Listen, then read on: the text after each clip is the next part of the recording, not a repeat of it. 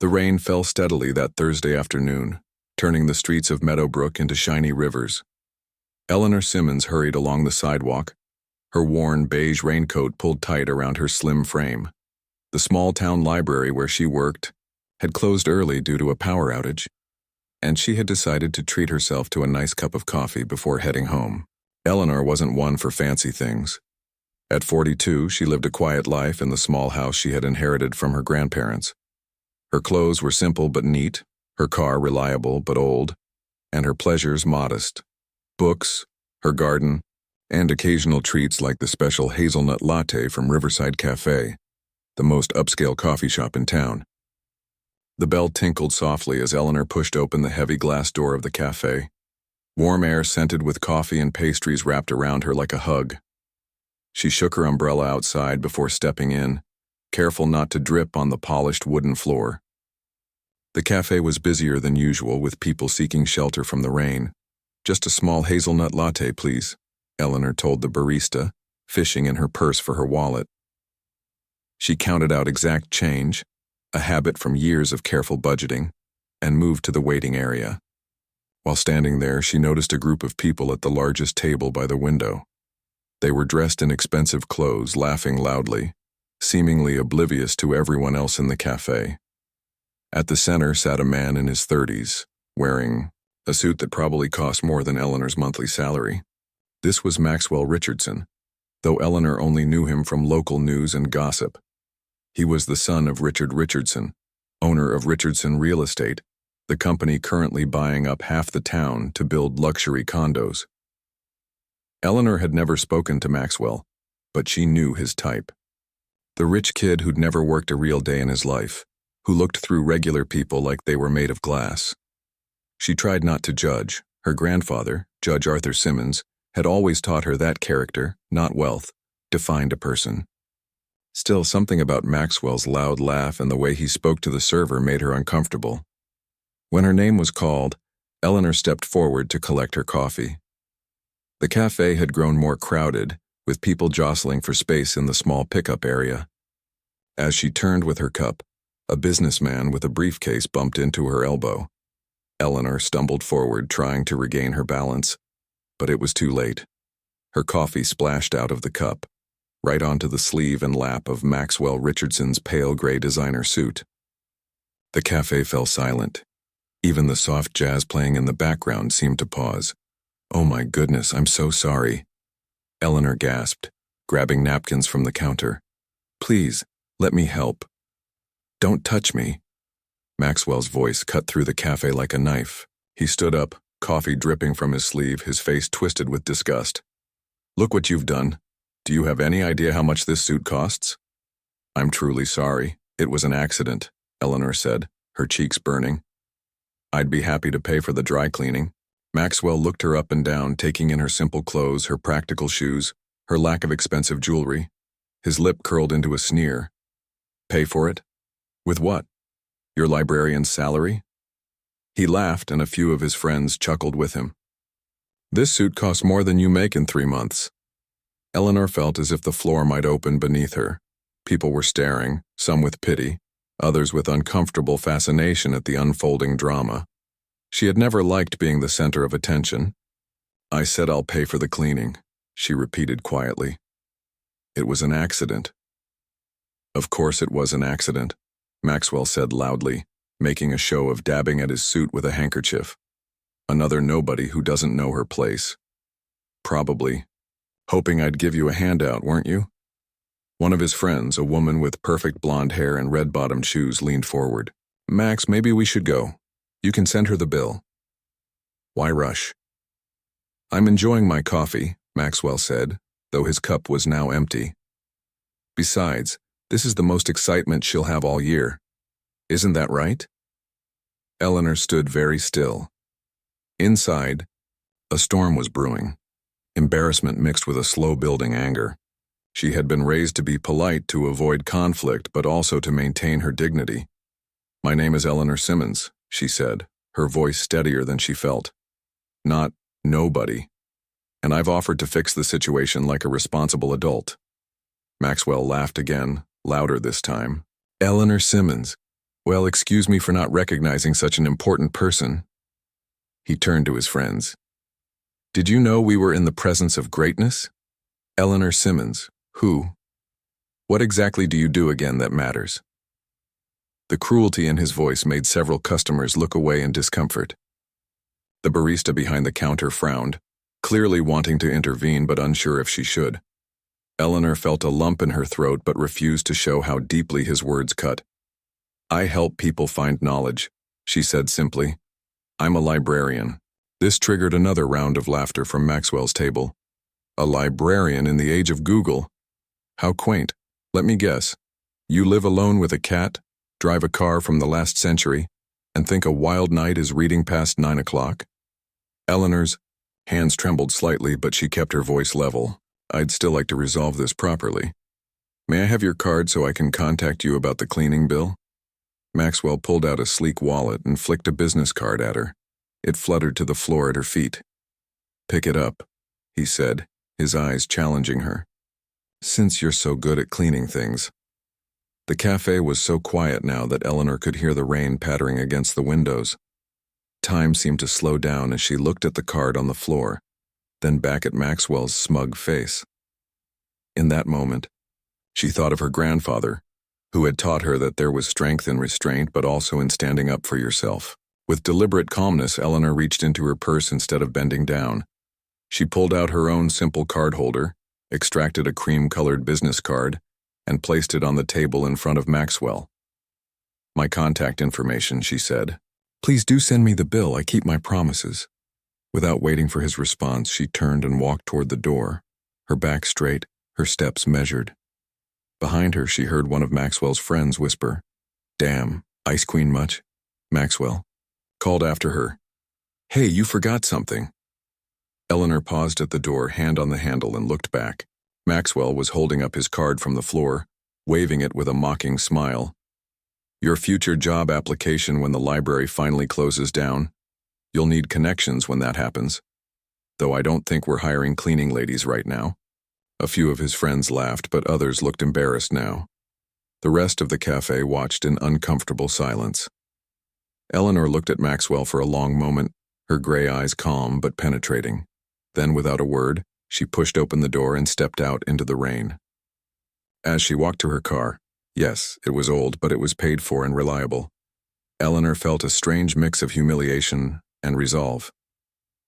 The rain mingled with a few tears on her cheeks, but by the time she reached her car, her mind was clear and focused. She sat in the driver's seat, not starting the engine right away. Instead, she pulled out her phone, not the latest model, but sufficient for her needs, and made a call. Beth? It's Eleanor, she said when her lawyer and old friend answered. I need to schedule a meeting. Something's come up. As she drove home to her small but charming house, where she did indeed live with a cat, a sweet orange tabby named Fitzgerald, Eleanor thought about Maxwell Richardson and his friends. How easy it was for some people to dismiss others based on appearances, how quickly they jumped to conclusions. What Maxwell couldn't have known, what most people in town didn't know, was that Eleanor had choices about how she lived. Choices that had nothing to do with limitations and everything to do with values. Eleanor parked in her driveway, looking at her modest home with new eyes. By tomorrow, the sting of today's humiliation would fade. And soon enough, Maxwell Richardson would learn that judging a book by its cover was a mistake, especially when that book happened to be far more valuable than it appeared. Eleanor's little house looked especially welcoming that evening. The rain had eased to a gentle patter, making the yellow porch light reflect in puddles across her garden path. As she unlocked her front door, Fitzgerald the orange tabby greeted her with loud meows and figure-8 movements around her ankles. Yes, I'm home early, she told the cat, bending to scratch behind his ears. And yes, I had quite the day. She hung her damp raincoat on the hook by the door and kicked off her practical shoes. The house was modest, just 2 bedrooms, a small living room with bookshelves lining every wall, a kitchen with outdated but well-maintained appliances, and a sunroom at the back where Eleanor grew herbs and read on Sunday afternoons. Fitzgerald followed her to the kitchen where she filled his bowl before putting the kettle on. Coffee no longer appealed after the afternoon's events. As the water heated, Eleanor leaned against the counter and closed her eyes.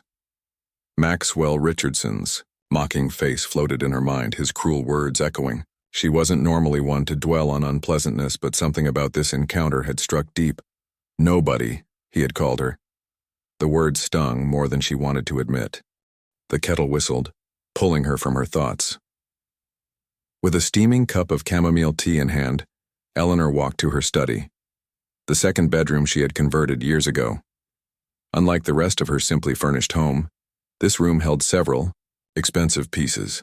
A solid oak desk that had belonged to her grandfather, an ergonomic chair she'd splurged on for her back problems, and a state-of-the-art computer setup that would have surprised many of the library patrons who knew her only as the gentle woman who recommended books and helped with research. She sat down, sipped her tea, and opened a hidden drawer in the desk. From it, she removed a leather-bound folder stamped with gold initials, AHS, Arthur Henry Simmons, her grandfather. Few people in Meadowbrook remembered Judge Simmons anymore. He had been a quiet force in the town for nearly 40 years, sitting on the bench with fairness and wisdom that had earned him respect across the state. What even fewer knew was that the judge had made several shrewd investments in his younger days, investments that had grown substantially by the time of his death 15 years ago. Eleanor had been his only grandchild, the daughter of his beloved son who had died young.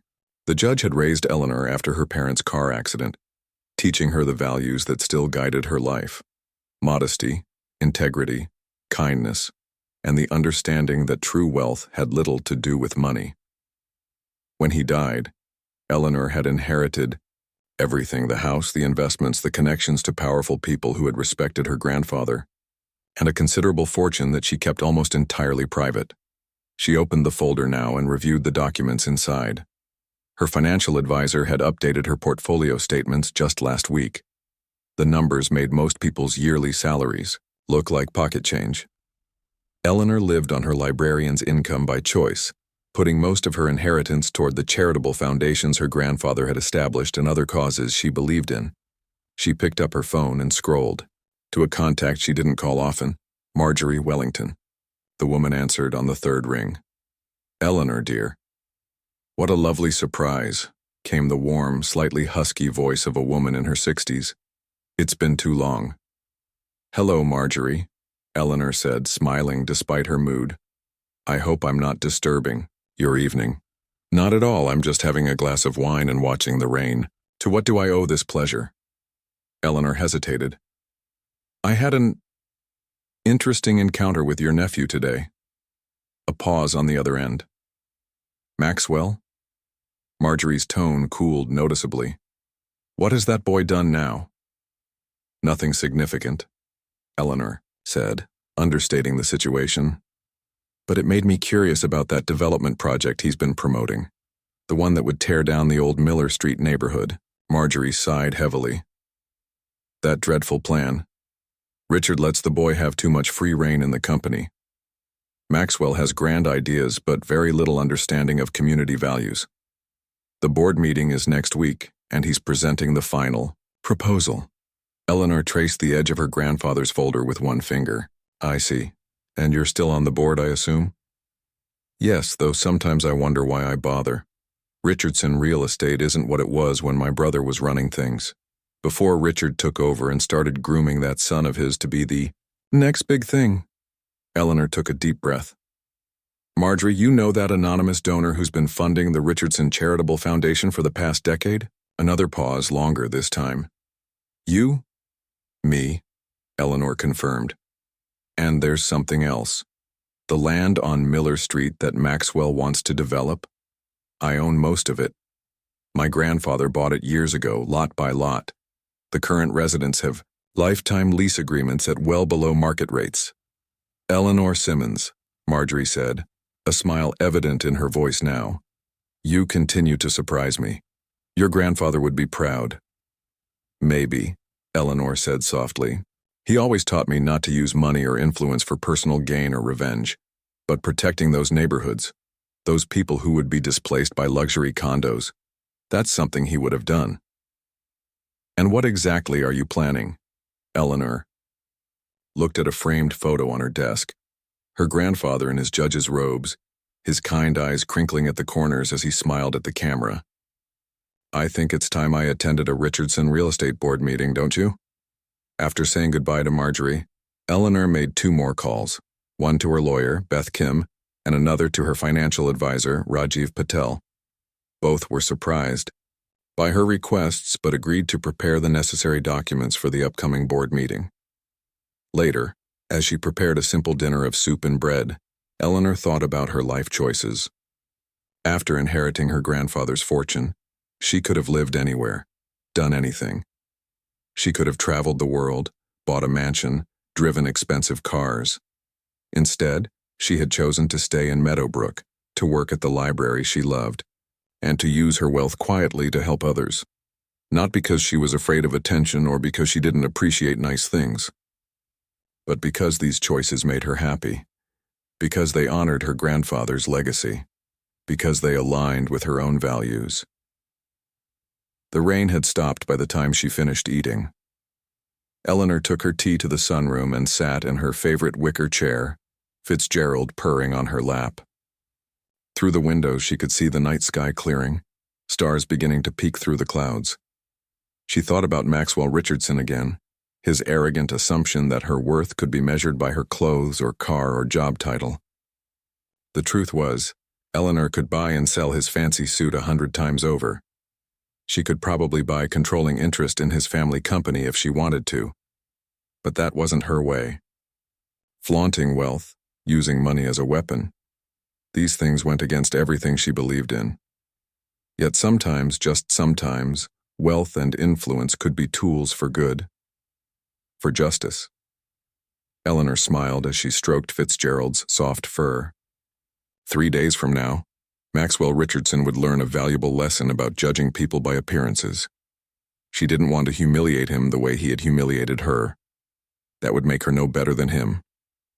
But perhaps she could open his eyes a little, help him see beyond his privileged bubble. The next morning, Eleanor went to work as usual. She shelved books, helped a group of school children find resources for their history projects, and assisted an elderly man with navigating the library's computer system to apply for benefits. No one would have guessed from her calm demeanor and kind smile that she was planning anything out of the ordinary. During her lunch break, she visited her tailor, a small shop tucked away on a side street. Mrs. Chen had been making and altering Eleanor's clothes for years.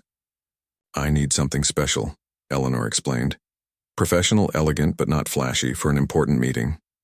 Mrs. Chen measured and pinned and made notes, promising to have the outfit ready in 2 days. It would cost more than Eleanor typically, spent on clothes, but some occasions called for something special. That evening, Eleanor met with Beth at a quiet restaurant outside town. Her lawyer brought the documents they had discussed. "Are you sure about this, Ellie?" Beth asked, using the childhood nickname few people knew. They had been friends since elementary school, though their paths had diverged after college. Beth to law school, Eleanor to library science. "You've always been so private about your finances." Eleanor nodded, signing the last paper. "I'm sure. It's not about the money or even about getting back at someone who was cruel to me. It's about doing what's right for the neighborhood, for the people who would lose their homes." Beth studied her friend's face. "Judge Simmons would approve," she said finally, gathering the signed documents. "And I have to admit I'd pay good money to see the look on Maxwell Richardson's face when he realizes who you really are." Eleanor smiled. "That part is just a side benefit," she said. "But yes, I think it might be quite educational for him." As she drove home under a now clear sky, Eleanor felt lighter than she had since the coffee shop incident. She wasn't used to confrontation, wasn't comfortable with using her grandfather's name or wealth for leverage. But sometimes, standing up for what's right required stepping out of one's comfort zone. And Maxwell Richardson was about to learn that the nobody he had mocked was somebody indeed, somebody with the power to change the course of his precious development project and perhaps, if he was capable of learning, to change his perspective as well. The Richardson real estate headquarters dominated the Meadowbrook skyline, a 12-story glass building that seemed to look down on the rest of the town, much like its owners. On the morning of the board meeting, The building gleamed in the autumn sunshine, its windows reflecting blue sky and scattered clouds. Maxwell Richardson arrived early, dressed in a charcoal suit even more expensive than the one that had been coffee-stained. His assistant hurried behind him carrying his leather portfolio and a tray with his specific brand of imported coffee. Maxwell didn't acknowledge the security guard's greeting, or the receptionist's, "Good morning, Mr. Richardson." His mind was focused entirely on the presentation he would deliver in less than an hour. "Is the boardroom ready?" he asked his assistant without looking at her. "Yes, sir. The projector is set up, and I've placed copies of your proposal at each seat." "And father?" "Mr. Richardson Sr. called to say he'll be joining remotely from Palm Springs. The video link is ready." Maxwell nodded, satisfied. His father's absence in person would work to his advantage. Richard Richardson might have questions about the more aggressive aspects of Maxwell's Miller Street development plan, but he would be less likely to raise objections in front of the board via video call. In the executive bathroom, Maxwell adjusted his tie and practiced his confident smile. This was his moment. The Miller Street project would transform that aging neighborhood into the Richardson residences, a luxury condominium complex with prices starting at 7 figures. The profit margins would be enormous, especially since they'd be displacing residents paying well below market rates. Once his father saw the projected numbers, he'd finally acknowledge that Maxwell deserved the CEO position, a title currently held by his father, despite his semi-retirement to Palm Springs. "Time to shine," Maxwell told his reflection, straightening his platinum cufflinks. Meanwhile, across town, Eleanor stepped out of a black town car that Beth had insisted on hiring for the occasion. "Image matters today," her friend had said. And for once, Eleanor had agreed. She was dressed in a tailored navy suit that Mrs. Chen had finished just yesterday, simple in design but impeccably fitted to her slender frame. Her usually practical, bob was freshly trimmed and she wore pearl earrings that had belonged to her grandmother. She looked professional, polished, but not flashy, exactly what she had wanted. "Ready?" asked Beth, emerging from the car after her. The lawyer wore her usual courtroom attire, a gray suit with a bright red blouse that matched her lipstick. Eleanor took a deep breath. "As ready as I'll ever be." They entered the Richardson building together, their heels clicking on the marble floor of the lobby. Eleanor gave their names to the receptionist, who made a quick call before directing them to the top floor. "Ms. Wellington is expecting you," she said, her curiosity evident. Visitors to board meetings were rare. The elevator ride was swift and silent. Eleanor used the time to center herself, to remember why she was doing this.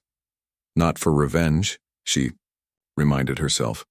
For the families on Miller Street. For what was right. Marjorie Wellington was waiting by the elevator when the doors opened. In her mid-60s, she remained an imposing figure, tall, elegant, with silver hair cut in a stylish bob and sharp blue eyes that missed nothing. "Eleanor, my dear," she said, embracing her briefly. "And Beth, good to see you again, perfect timing. They're all assembled, and my nephew is about to begin his grand presentation." She lowered her voice. "He's been insufferable all morning, strutting around like he's already been crowned king." She led them down a hallway to a set of heavy wooden doors.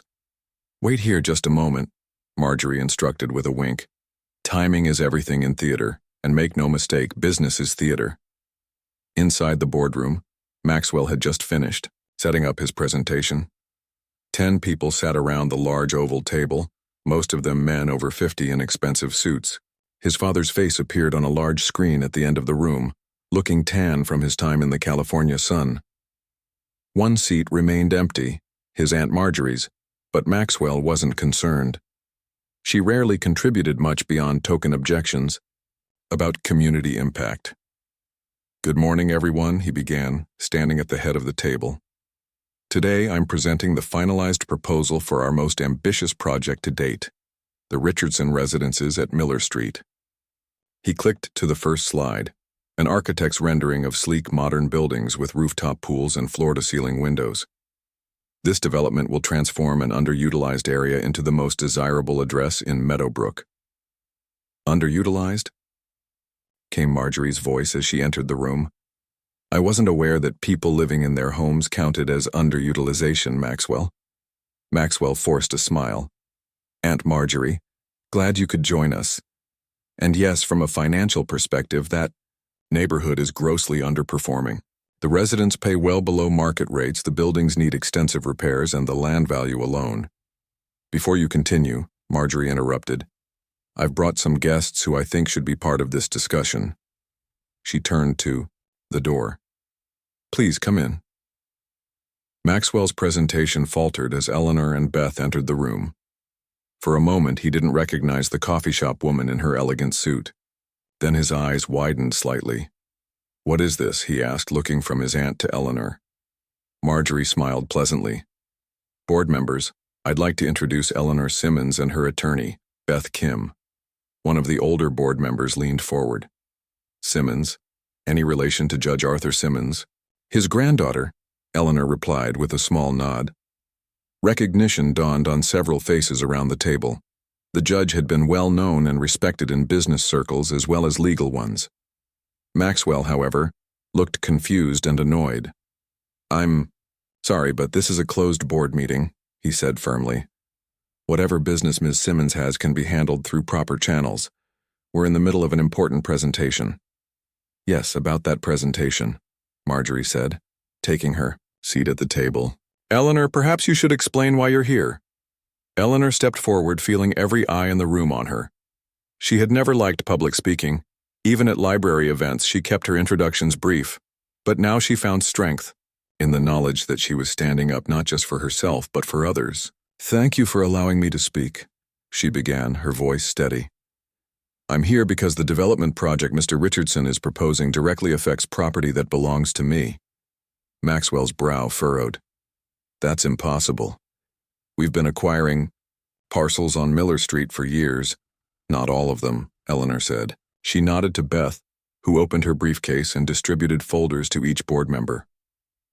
My grandfather began purchasing properties in that neighborhood 30 years ago. Currently, I own approximately 60% of the land Mr. Richardson hopes to develop. The room grew very quiet as the board members opened the folders and reviewed the documents inside. Maxwell rushed to grab one, flipping through the papers with increasing alarm. This can't be right, he said, but his voice lacked conviction. From the screen, Richard Richardson spoke for the first time. Maxwell, is this true? You told me we had secured all the necessary properties. There must be some mistake, Maxwell stammered, his confidence evaporating. These must be outdated records. They're not, Beth said calmly. All the documentation has been verified. Ms. Simmons holds clear title to those properties, and as you'll see on page 3, the current residents have lifetime lease agreements at fixed rates. Which means, Eleanor continued, that your development plan as presented cannot proceed without my cooperation. Maxwell stared at her, recognition finally dawning in full. You're the librarian from the coffee shop. Eleanor met his gaze steadily. Yes, Mr. Richardson, the nobody who doesn't know her place. Several board members exchanged glances, sensing undercurrents they didn't fully understand. Marjorie's lips twitched in a suppressed smile.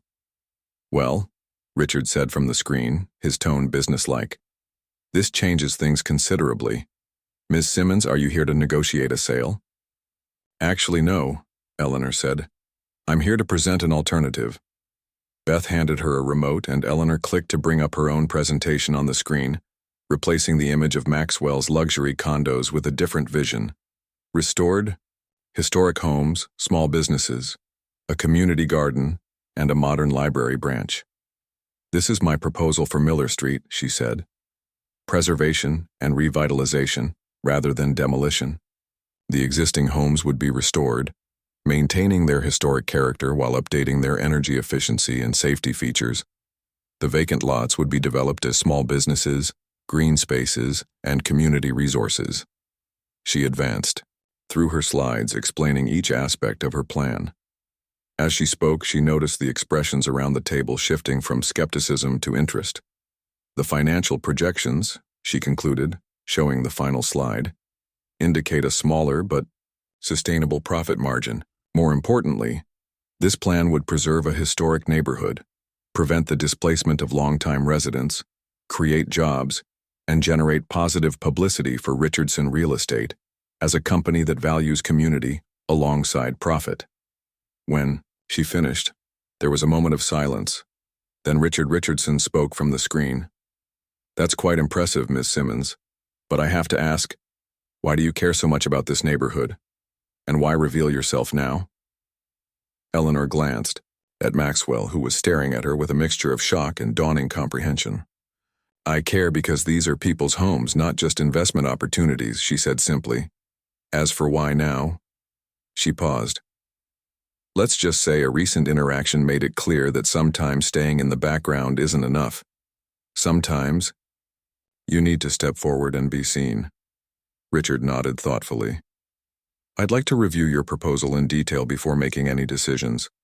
Maxwell's plan has been in development for months, and while this new information is significant, we shouldn't rush to abandon our original direction." "Of course," Eleanor agreed. "I'm happy to leave these materials with you and answer any questions." Marjorie cleared her throat. "Actually, Richard, given that we now know Ms. Simmons owns most of the property in question, perhaps we should take a preliminary vote today on which direction to explore further. It would save time and resources." "Second that," said one of the older board members. "No point in pursuing a plan that can't succeed without cooperation we don't have." Richard's image pixelated briefly as he shifted in his chair. "Very well. All in favor of exploring Ms. Simmons' alternative proposal rather than continuing with the original development plan, please raise your hands." One by one, hands went up around the table. First Marjorie's, then the older board members, then others. Maxwell watched in disbelief as his project, his moment of triumph, slipped away. When the vote was complete, only 2 hands had remained down, his own and his father's longtime friend and golf partner. "The majority has spoken," Richard said, his tone impossible to read. "Maxwell will discuss this further offline. Ms. Simmons, thank you for bringing this to our attention. Marjorie will be in touch regarding next steps." It was a dismissal, polite but firm. Eleanor and Beth gathered their things as the board members began to disperse. As they turned to leave, Maxwell stepped into their path. "How long have you been planning this?" he asked, his voice low and tense. Eleanor looked at him calmly. "The preservation plan? For years. This particular presentation? Since Tuesday, after our encounter at the coffee shop." Maxwell's face flushed with the memory and the realization of his mistake. Before he could respond, Marjorie appeared at Eleanor's side. "Eleanor, Beth, let me walk you out," she said firmly, giving her nephew a warning look. "Maxwell, I believe your father wants to speak with you privately." As they walked toward the elevator, Eleanor could feel Maxwell's eyes on her back. She had won this round, but she took no pleasure in his humiliation, only in knowing that the families on Miller Street would be keeping their homes, and that perhaps, just perhaps, a lesson had been learned about judging people by their appearances. The day after the board meeting, Maxwell sat alone in his corner office, staring out at the town of Meadowbrook spread below him. The view had always given him a sense of power, of being above it all. Today it only reminded him how quickly things could change. His father had been furious during their private video call. Not shouting, Richard Richardson rarely raised his voice, but his cold disappointment had been worse than any yelling. "You failed to do proper research," Richard had said. "You embarrassed the company in front of the board, and you somehow managed to antagonize the granddaughter of Judge Simmons, one of the most respected men this town has ever known." "How was I supposed to know who she was?" Maxwell had protested. "She's a librarian, for heaven's sake. She drives an old car and wears clothes from department stores." His father's expression had hardened. "That's exactly the problem, Maxwell. You judge people by their clothes, their cars, their jobs. I thought I taught you better than that." The conversation had ended with Richard delivering a final blow. Maxwell was being temporarily removed from his executive position. "You need experience in other areas of the business," his father had said, "starting with understanding the communities we serve."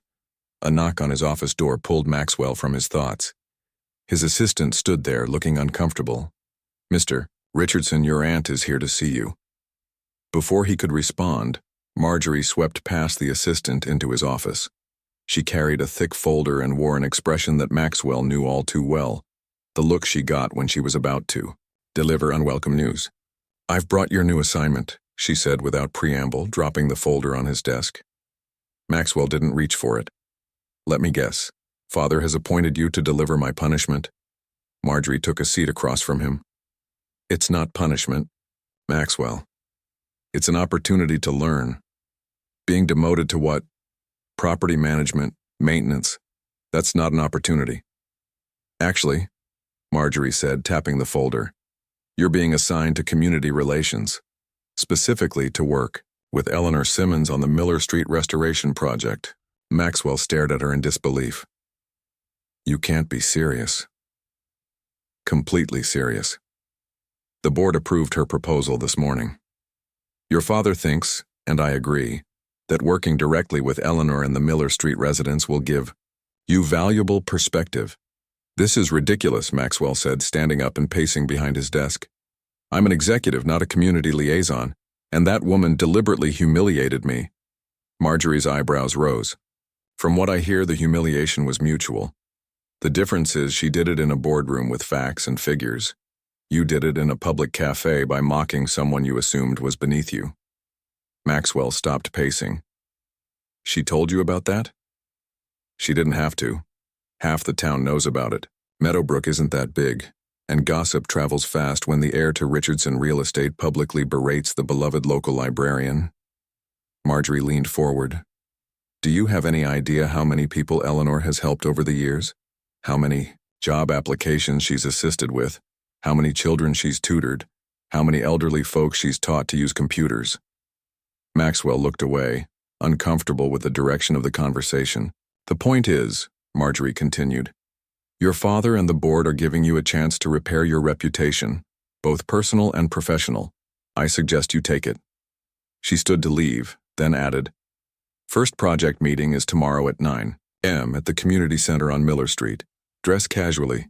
These people won't be impressed by your Italian suits."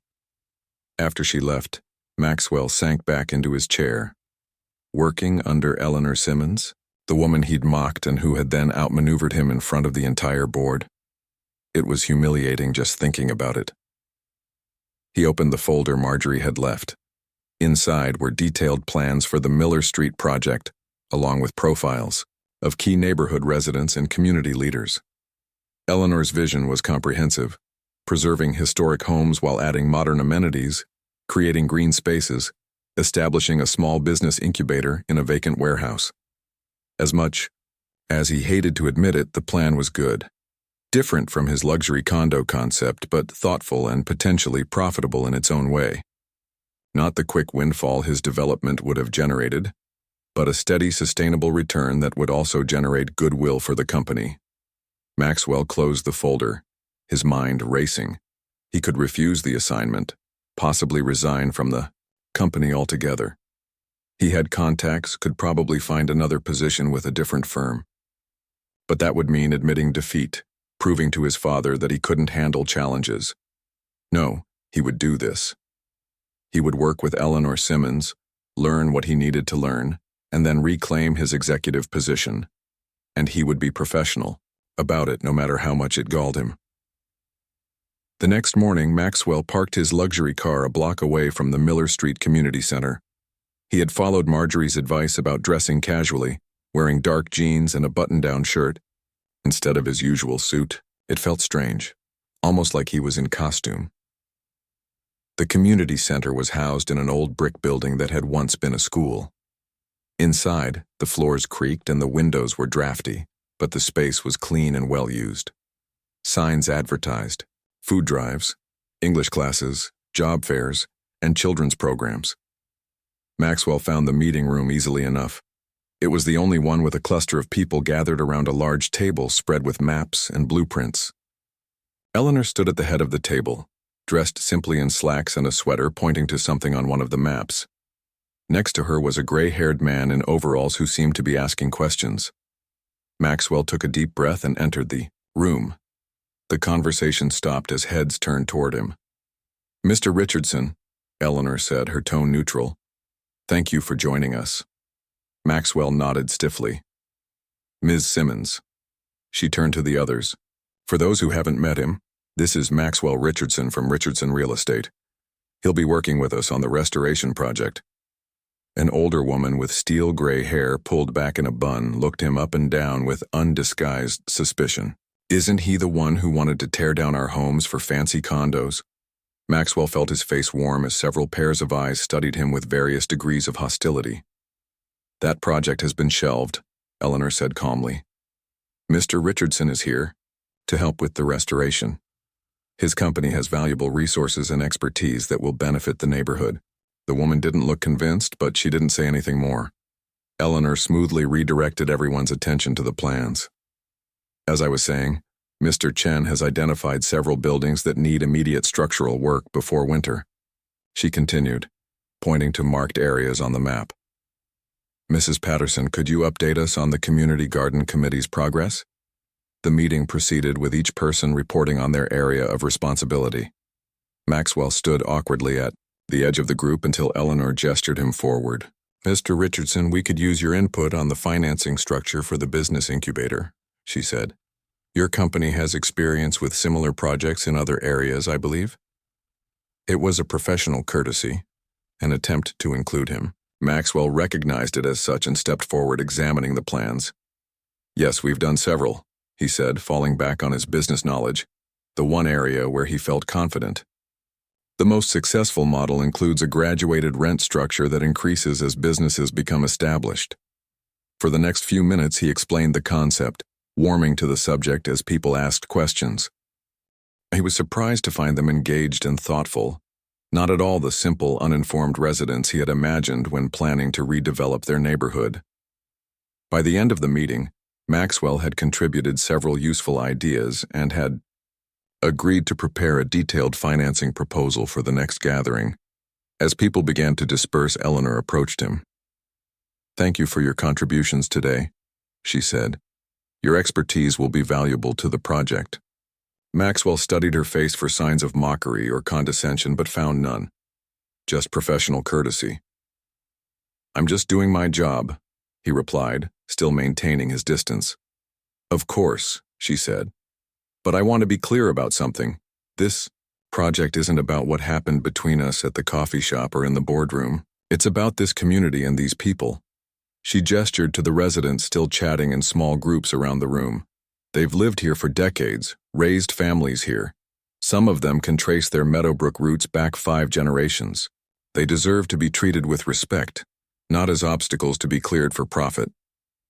Maxwell felt an instinctive urge to argue, to defend his original development plan, but something made him pause. Looking around the room, he saw not faceless residents but individuals. The elderly man in overalls who had turned out to be a retired master carpenter, the stern woman who ran the neighborhood watch program, the young couple who had started a small bakery in their home. "I understand," he said finally, and was surprised to find that he meant it, at least a little. Eleanor nodded, seemingly satisfied with his response. "Good. The next meeting is Friday at the same time. In the meantime, I think you should meet some of the residents individually, see their homes, hear their stories. It will help with planning the renovations."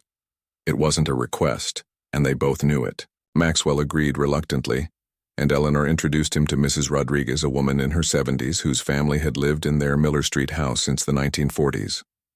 "She'll show you around her home," Eleanor explained. "It has many original features that we hope to preserve." Mrs. Rodriguez eyed Maxwell suspiciously but agreed to give him a tour. As they left the community center together, Maxwell heard her say, "So you're the rich boy who thinks our homes aren't good enough, eh? Well, come see what a real house looks like. Not those glass boxes you wanted to build." The next few hours were a revelation for Maxwell. Mrs. Rodriguez's home was small by his standards but immaculately kept, with hand-carved woodwork, stained, glass window accents, and a kitchen where, she proudly told him, she had raised 6 children and now helped care for 12 grandchildren. "My Eduardo built these cabinets with his own hands," she said, running her fingers along the smooth wood. 52 years we were married in this house. You think I would sell this for any amount of money? After Mrs. Rodriguez, Maxwell visited 3 other homes, each with its own character and history. By the end of the day, he was exhausted but also strangely thoughtful. He had spent years in real estate development without ever really thinking about what home meant to people. As he walked back to his car, the setting sun cast long shadows across Miller Street. Children played in front yards, neighbors called greetings to each other, and the smell of cooking drifted from open windows. It wasn't fancy or luxurious, but there was a sense of community that was undeniable. For the first time, Maxwell began to understand why Eleanor had fought so hard to preserve this place. And somewhere deep inside, though he wasn't ready to admit it yet, a small seed of doubt was planted about whether his original plan had really been the best approach after all. 6 weeks passed, and Miller Street began to transform. What had started as Maxwell's punishment had gradually evolved into something unexpected, a project he actually cared about. The early mornings now found him not at the company gym in designer workout clothes, but in old jeans and work boots, joining volunteer crews to clear debris from renovation sites or plant trees in the new community garden. His hands, once soft and manicured, now sported calluses and the occasional scrape or splinter. "You missed a spot," called Mrs. Rodriguez from her porch where she supervised the painting of her house with eagle-eyed attention. Maxwell grinned and dabbed his brush at the indicated corner. The old woman had become something of a grandmother figure to everyone on the project, supplying workers with homemade lemonade and brutally honest feedback in equal measure. "Better?" he asked, stepping back to examine his work. "Acceptable," she conceded, which from Mrs. Rodriguez was high praise. Indeed, working on Miller Street had changed Maxwell in ways he hadn't expected. He'd learned the residents' names, their stories, their concerns. He'd discovered that Mr. Chen, who owned the small grocery store on the corner, had escaped political persecution in his home country with nothing but the clothes on his back, and had built his business penny by penny over 30 years. That the Patel family's daughter was heading to medical school next fall, the first in their family to attend college. That Mrs. Wilson, at 87, still tended a victory garden like the one she'd grown as a child during wartime. These weren't just residents anymore, faceless obstacles to development. They were people with deep roots and dreams for their community. Eleanor arrived as Maxwell was finishing the paint job, carrying a box of donuts from the neighborhood bakery that had recently expanded into a proper storefront thanks to the business incubator program. The zoning approval came through this morning, she announced, setting the box on a nearby bench. "We can start on the library branch next week." "That's great news," Maxwell said, wiping his hands on a rag before reaching for a donut. "I spoke with the contractors yesterday and they can begin foundation work on Monday if we're ready." They fell into easy conversation about next steps and timelines. The awkwardness that had marked their early interactions had faded over weeks of working together. Not quite friendship, there was too much history for that, but a respectful professional relationship had developed between them. "You've surprised me," Eleanor admitted as they walked down the street, checking on various project sites. "When your aunt first suggested you join the restoration team, I thought it was a terrible idea." Maxwell laughed. "It wasn't exactly my dream assignment either." "And now?" He looked around at the street where fresh paint brightened old houses. New saplings stood staked along the sidewalks and neighbors chatted as they worked on their homes. "Now I think it might be the most valuable experience I've had in this business," he said honestly. "I've learned more in 6 weeks here than in 6 years in the executive suite." Eleanor nodded, looking pleased but not surprised, as if she'd expected this outcome all along. "Your father called me yesterday," she said after a moment. Maxwell tensed slightly. Richard Richardson had been notably absent during the project, communicating only through Marjorie or company emails. "What did he want?" "To discuss your future with the company. The board is meeting next week to evaluate the Miller Street project's progress, and to decide whether I'm allowed back into the executive wing." Maxwell tried to keep his tone light, but the question mattered more than he wanted to admit. Eleanor gave him a thoughtful look. "Would you want to go back? To the person you were before?" It was a question Maxwell had been asking himself lately. The corner office, the expensive suits, the power lunches. They had defined him for so long. But now, I don't think I could, he said finally. Not completely. That person wouldn't have cared about saving Mr. Chen's store, or making sure Mrs. Rodriguez could stay in her home. That person only saw dollar signs and development opportunities. They reached the community center, where plans for the upcoming street fair were being finalized. Inside, volunteers bustled about, hanging posters and arranging tables. The grand reopening ceremony is this weekend, Eleanor reminded him. As project leads, we both need to speak. Maxwell nodded, though public speaking had never made him nervous. Before the thought of addressing the Miller Street community, people whose opinions he now valued, made him anxious. What should I say, he wondered aloud. The truth usually works, Eleanor suggested with a small smile. The morning of the ceremony dawned clear and cool, perfect weather for an outdoor celebration. Miller Street had been transformed from a neglected neighborhood into a vibrant community space. Historic homes stood freshly painted and repaired. The old warehouse now housed small businesses, a bakery, a bookstore, a craft shop, and a cafe. The community garden bloomed with fall, flowers and vegetables. And at the center of it all, the newly renovated community center gleamed with fresh paint and purpose. People began gathering early, setting up food tables and hanging banners. Children ran about, faces painted, excited by the festive atmosphere. Local news crews arrived, setting up cameras to document what many were calling a model for historic neighborhood revitalization. Maxwell arrived early, too, dressed in business casual attire, a compromise between his old executive style and the work clothes he'd grown accustomed to. He helped arrange chairs in front of the small stage that had been set up, feeling strangely nervous. His father had arrived in town the previous evening, requesting a dinner meeting where he'd asked pointed questions about the project's finances and community impact.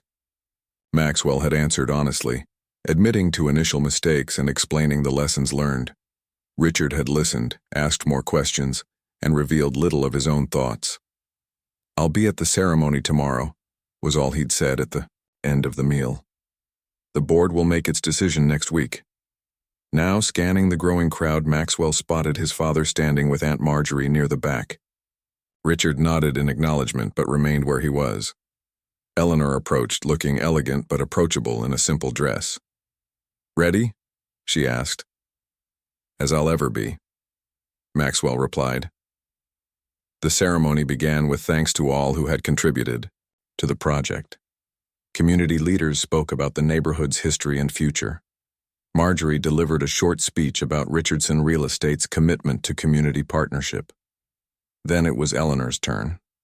She spoke simply but powerfully about preservation, about the balance between progress and heritage, and about how communities are built by people, not buildings.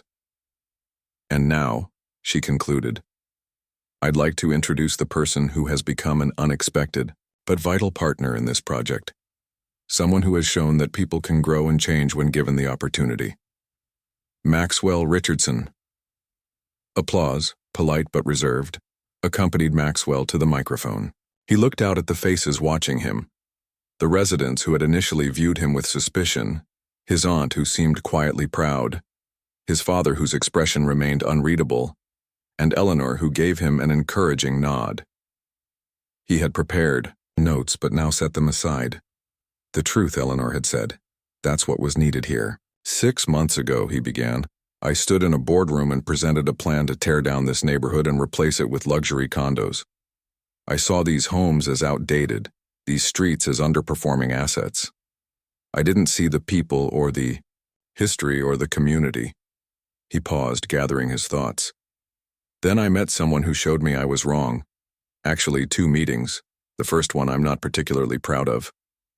A murmur of laughter rippled through the crowd. The coffee shop story had become local legend. The second meeting was in that boardroom, where Eleanor Simmons presented a vision so much better than mine that even I couldn't deny it. Maxwell glanced at Eleanor, who was watching him with a slight smile. "Working on this project wasn't my choice initially," he continued honestly. "It was Let's call it a learning opportunity arranged by my father and aunt. More knowing laughter. But it became one of the most valuable experiences of my life. He gestured to the renovated buildings around them. What we've accomplished here isn't just physical restoration. It's about recognizing that the value of a community can't be measured in property values alone. It's about understanding that progress doesn't always mean tearing down the old to build something new. Maxwell noticed his father listening intently, now his usual impassive business face showing genuine interest. I want to thank the people of Miller Street for teaching me this lesson, for showing me what it means to belong somewhere, to have roots and history and connection, for letting me be part of preserving something special, even though I initially wanted to replace it. He looked directly at Mrs. Rodriguez in the front row. Thank you for the lemonade, the criticism, and the stories. They changed me more than you know. Then to Mr. Chen, thank you for sharing your journey and showing me what real entrepreneurship looks like. Finally, to Eleanor. And thank you for seeing potential where I saw only profit, for giving me a chance to be part of something meaningful, even when I probably didn't deserve it. As he stepped away from the microphone, the applause was different this time. Warmer, genuine. Mrs. Rodriguez actually stood up, prompting others to follow until the entire crowd was giving him a standing ovation.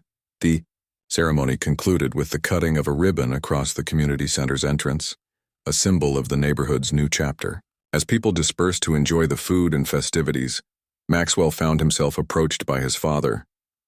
That was quite a speech, Richard said, studying his son with new eyes. I meant every word, Maxwell replied. Richard nodded slowly. I can see that. It's why I've decided not to wait for the board meeting to make a decision. Maxwell tensed, preparing himself for whatever verdict his father had reached. I'm creating a new division, Richard continued. Community development and historic preservation. The Miller Street project will be its first success story, but not its last. I think you're the right person to lead it. Maxwell stared at his father in surprise. You're serious? Completely. You've shown good judgment here, Maxwell. Not just in fixing your mistake, but in recognizing it in the first place. That's the kind of leadership the company needs. Before Maxwell could respond, Eleanor joined them, a plate of food in her hand. The Patel family's samosas, she explained. Best in town. You should try some. Richard took one with a smile. Miss Simmons, I was just telling my son about his new position heading our community development division. We'll need your expertise as a consultant, if you're interested. I might be, Eleanor said, looking pleased. As long as it doesn't interfere with my library duties. We're expanding our children's reading program next month. As his father and Eleanor began discussing potential future projects, Maxwell took a moment to look around at the celebration. Children played on the new playground. Elderly residents rested on benches named in honor of neighborhood founders. Young couples toured the small business spaces, perhaps imagining their own shops there one day. It wasn't the luxury development he had originally envisioned. It was something better, a place with heart and history, renewed rather than replaced. And he had helped make it happen. The memory of that day in the coffee shop seemed distant now, almost like it had happened to someone else. In a way, it had. The Maxwell who had mocked Eleanor for being nobody no longer existed. In his place stood someone who had learned that true worth isn't measured by wealth or status, but by how you treat others and the legacy you leave behind. If reading his thoughts, Eleanor turned to him. Coming to the library's booth? Mrs. Wilson is showing children how to make paper birds, and she's been asking for you. Wouldn't miss it, Maxwell said, and followed her into the crowd, leaving his old self behind for good.